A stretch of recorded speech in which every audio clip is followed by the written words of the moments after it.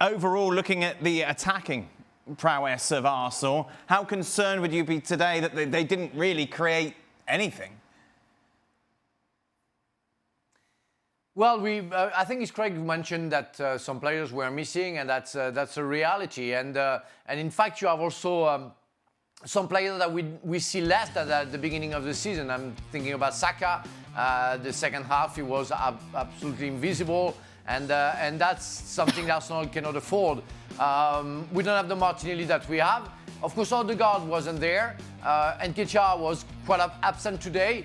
And we have the problem, Kai Havertz, still, you know, where to put him, how to deal with him. That was the main issue. I mean, I would say that overall, the two defense were better than the two attacks, and that's a credit that you have to give to Arsenal defensive position and Newcastle one. But yes, I was quite disappointed, especially at some point where they were playing with more pace, with more creativity, with more responsibilities in what they were doing. Right now, it's like, yeah, we don't take any risk, and let's see. There is another thing. You have Jorginho. I've seen Jorginho playing for Chelsea. This is the kind of player who makes passes to make sure that the passes will be in the stats, will be all good. 100 passes. You know, I don't take any risk. I just play wide. I like the fact that you have somebody like Partey in the middle of the park who take more risk, who go forward. I love players who like to try to get some risk, to go quicker at front, to serve the players who play at front in the best way, to give them some free time. It doesn't exist with Jorginho. That was the issue already when he was playing for Chelsea, and that's still the same problem. So it doesn't go that well for Arsenal right now, especially when they play away from home.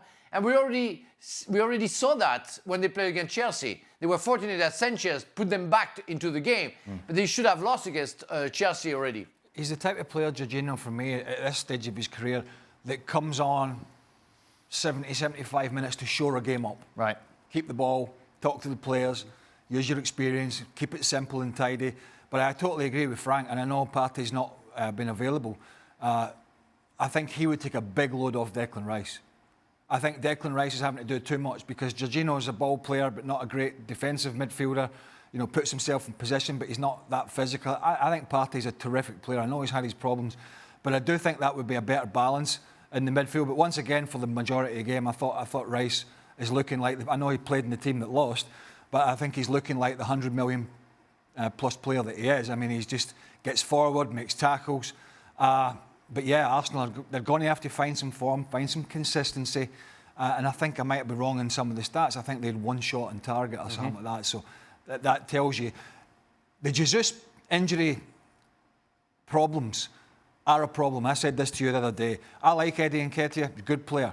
You can't ask the young lad to carry the can for the whole season. Now, the other question would be, well, could I put Kai Havertz up there? Because he has played there before for Chelsea, Leverkusen and Germany.